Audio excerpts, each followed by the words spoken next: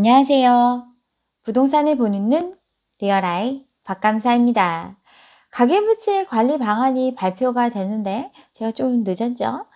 내년 1월부터 총 대출 2억이 넘으면 개인별 DSR 규제에 들어가겠다고 가계부채 관리에 대해서 더 강화하는 대책을 발표를 했습니다.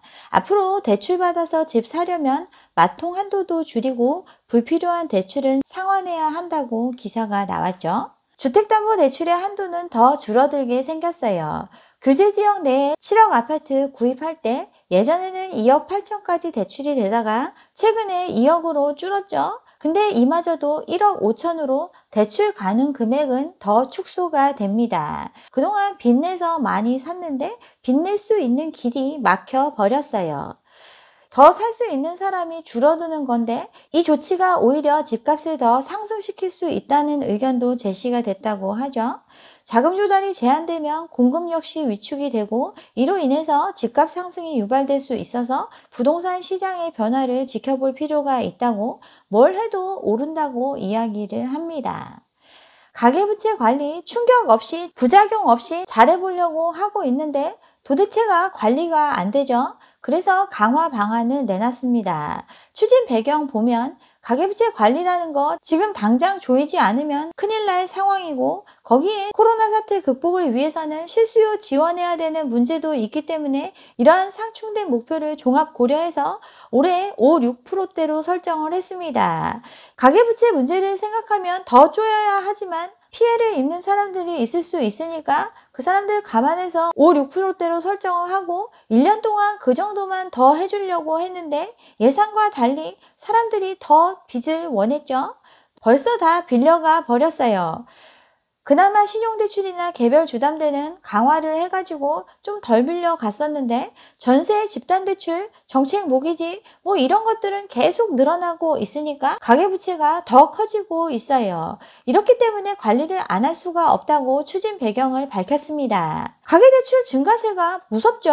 현 상황에 대한 금융당국의 인식을 보면 너무나 놀랍게도 제가 영상을 통해서 늘 강조해왔던 내용을 그대로 담았습니다.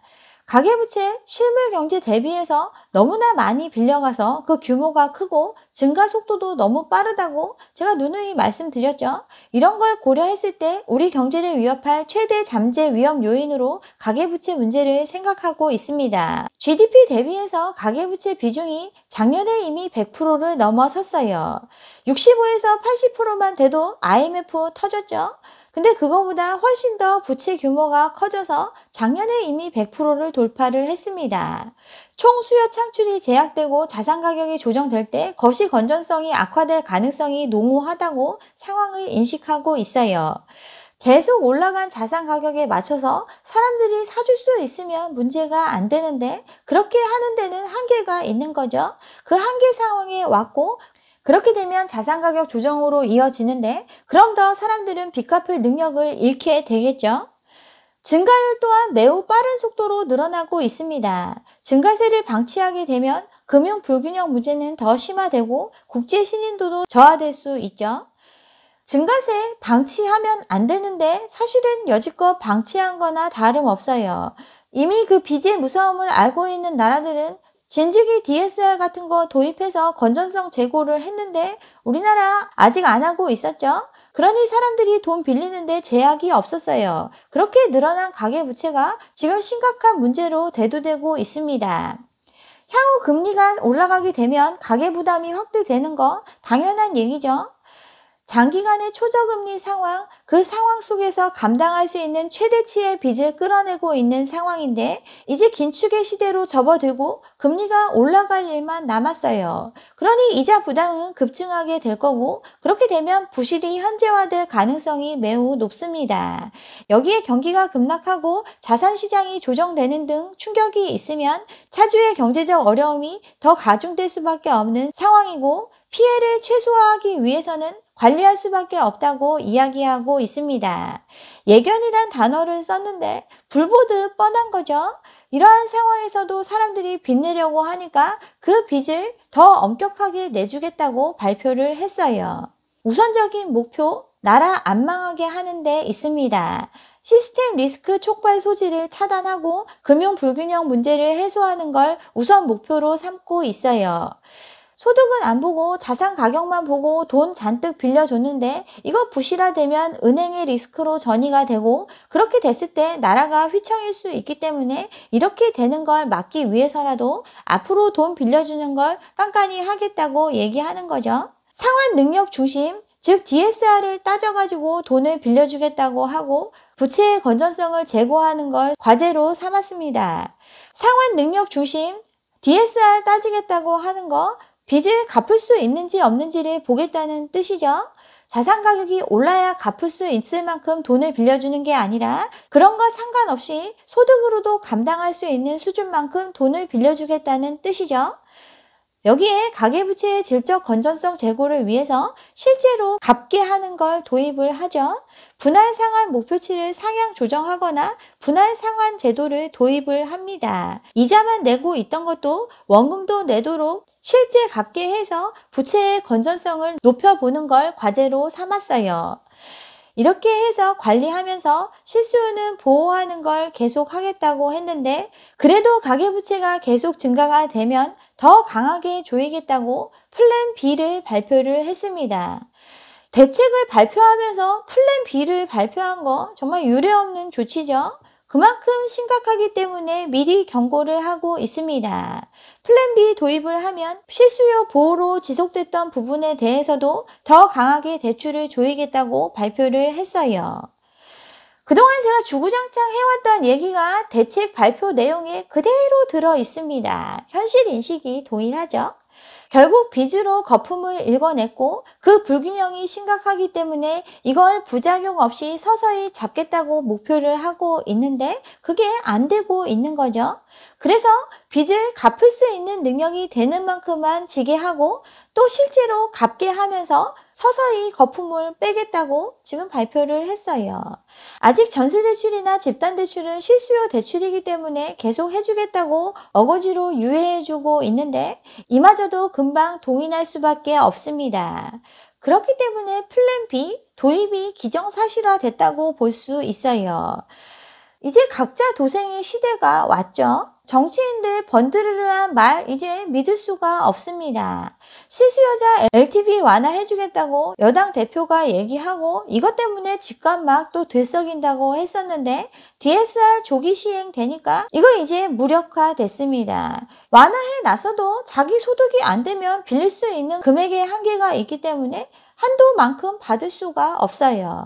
2년 전에 얘기했죠. 비 올 때 우산 뺏지 않게 하겠다고 그렇게 얘기를 했었는데 지금 집에 다 물이 차 들어오고 있으니까 이제 뭐 뺐든 말든 그게 중요한 게 아니죠. 살아야 되겠죠. 전세보증 기준 완화해 주라고 뭐 이런 거 정치인들 얘기하고 있는데 사람들이 원하는 거 해줄 수 있으면 해줘야겠지만 나라가 우선이죠. 금융 시스템이 붕괴되면 그냥 나라 망하는 길이기 때문에 이거 안 되게 하려면 정치인들이 했던 얘기 지킬 수가 없습니다. 이미 수많은 보고서가 가계부채 문제의 심각성을 지적을 해왔고 회색 코뿔소, 그레이트 리셋, 퍼펙트 스톰 사정을 봐주기엔 상황이 너무나 심각하기 때문에 무조건 대출을 조일 수밖에 없어요. 돈을 빌리려는 사람은 많은데 이미 다 빌려줘서 빌려줄 수가 없는 거죠. 빌려줄 수가 없는 거죠. 그러니 시중금리는 더 올라갈 수밖에 없습니다. 여기에 코로나 대응을 위해서 엄청나게 돈 풀었던 부작용, 인플레가 오고 있고 미국도 긴축에 들어가고 이 모든 것이 합쳐지면 퍼펙트 스톰으로 우리에게 충격을 줄 수밖에 없기 때문에 대출은 이렇게 조이고 있습니다. 이번에 금감원 부원장 되신 분도 퍼펙트 스톰 경고에 공감한다고 실물경제 회복을 위해서 금융 지원도 절실하지만 과도한 민간 부분의 부채를 관리해야 되는 녹록치 않은 금융 환경에 직면해 있기 때문에 가계부채 관리 문제를 소홀히 할 수 없다고 이분도 이야기하고 있어요.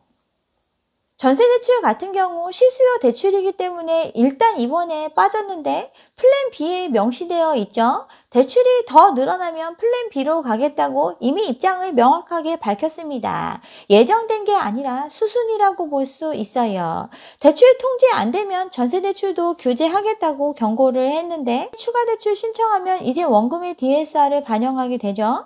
가계부채 대책에 넣으려고 검토했던 건데 실수요자 반발이 있어서 이번에 후퇴했지만 플랜 B에 들어 있습니다. 소득 등 상환 능력을 보겠다고도 발표를 했죠. 또 보증 비율도 인하하는 방안도 포함을 했습니다. 여기에 스트레스 DSR을 도입하는 방안도 발표를 했습니다. 금리 상승이 예정되는 상황이기 때문에 이걸 가정해서 대출 한도는 더 줄이고 고정금리 대출을 유도하는 규제를 하겠다고 얘기를 했는데 현재로서는 시행할 계획이 없다고 선을 걷지만 통제가 안 되면 추가 관리에 나서겠다는 명확한 입장을 밝혔어요.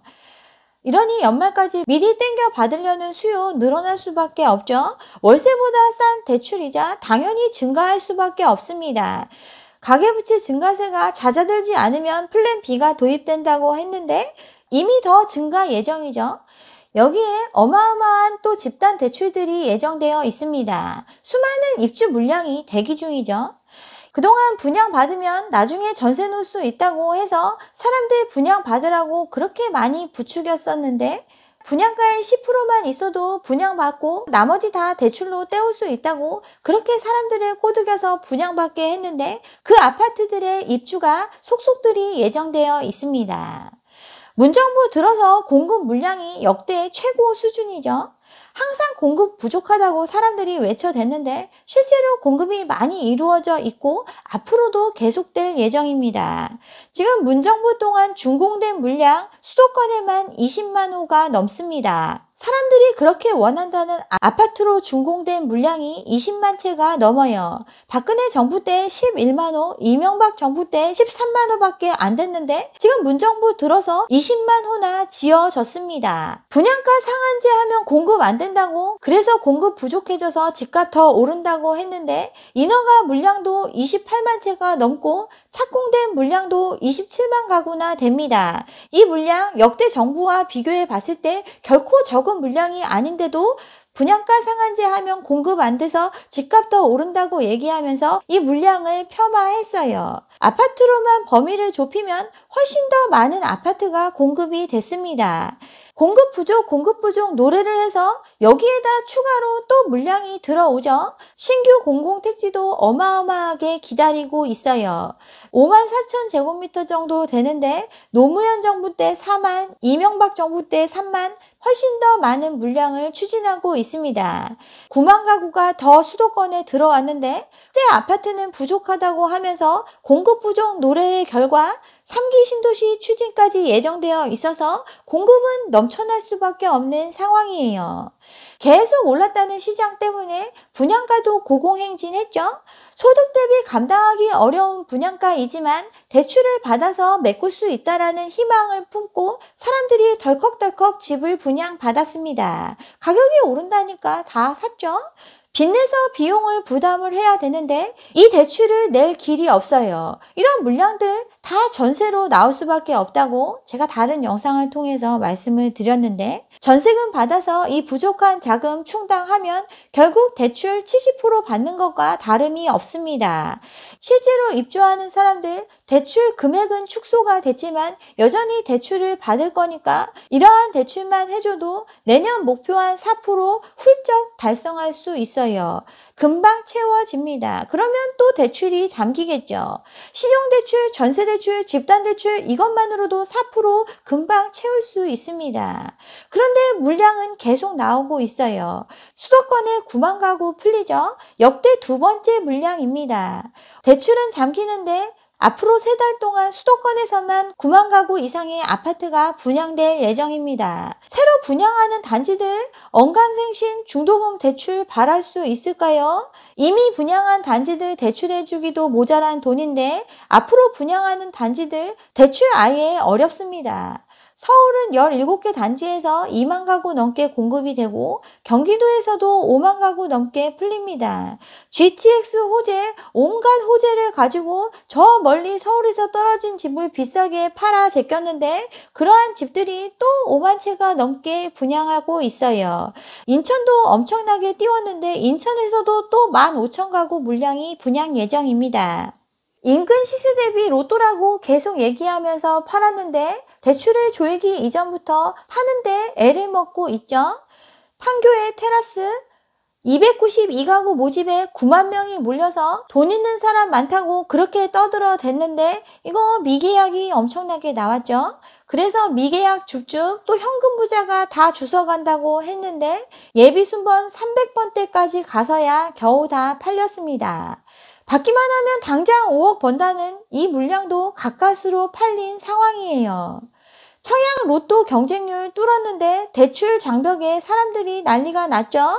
분양받으면 로또 당첨된 것과 다름없다고 무조건 분양받으라고 그렇게 노래들을 했는데 돈을 못 빌리니까 돈이 없습니다. 광교에서 분양한 아파트 분양가 9억 미만인데 중도금 대출 못 해준다고 발표를 했더니 사람들이 패닉에 빠졌고 가밀지구 분양가 되게 싸다고 얘기했었는데 여기도 대출 한도가 줄어드니까 난리가 났어요. 시세가 올랐다고 해서 감정가 올려서 나머지 대출로 막으려고 했는데 분양가의 기준에서 대출 한도를 줄여버리니까 당장 1, 2억 마련할 길이 없습니다. 사람들이 정말 돈 많아서 이렇게 비싼 아파트를 소비해 줄 수 있어서 그동안 집값이 올랐던 게 아니라 빚낼 수 있으니까 버텨왔던 거죠.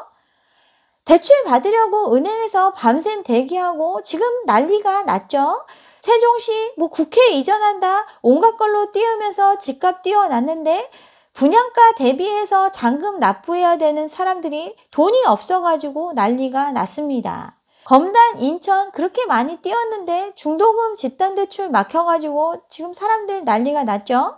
분양권 2배가 띄었고 인천이 부동산 시장의 핵으로 떠오르고 전철 노선이 3개에 집값이 2배가 됐고 프리미엄이 몇 억이 됐다. 이 말만 듣고 미분양 났던 거 사람들이 막 줍줍했는데 그 돈 마련할 길이 없습니다. 강남에 최고 좋다는 아파트도 현금이 10억 있어야 된다고 했다가 전세 놓을 수 있다는 말로 현금 5억이면 된다고 그렇게 펌프질을 해서 팔았는데 이거 30대가 많이 샀죠. 실거주 의무 없어서 전세 놓을 수 있는 게 성공 포인트였습니다. 앞으로 돈 구할래야 돈 구할 길이 없는데 지금 팔아야 할 물량은 쌓여 있습니다. 당장 실수요들을 위해서 전세대출, 잔금대출 이런 거 막히지 않겠다고 얘기하고 있지만 이미 너무 많이 빌려가서 나라가 힘들 지경에 이르렀습니다. 4% 증가율, 소위 말하는 실수요 대출만으로도 훌쩍 넘어가는 양이에요. 플랜 B로 쓰여 있지만 이미 예고된 상황이고 시기는 필요한 시기에 도입하겠다고 했으니까 언제든 도입될 수 있습니다. 앞으로 더 돈 구하기 힘든 상황, 그래서 사줄 수 없는 상황 계속될 수밖에 없습니다. 네, 여기까지 오늘 준비한 내용이고요. 오늘 제 영상이 좋았다면 좋아요와 구독 잊지 마시고 다음 영상도 함께 해주시기 바랍니다. 감사합니다.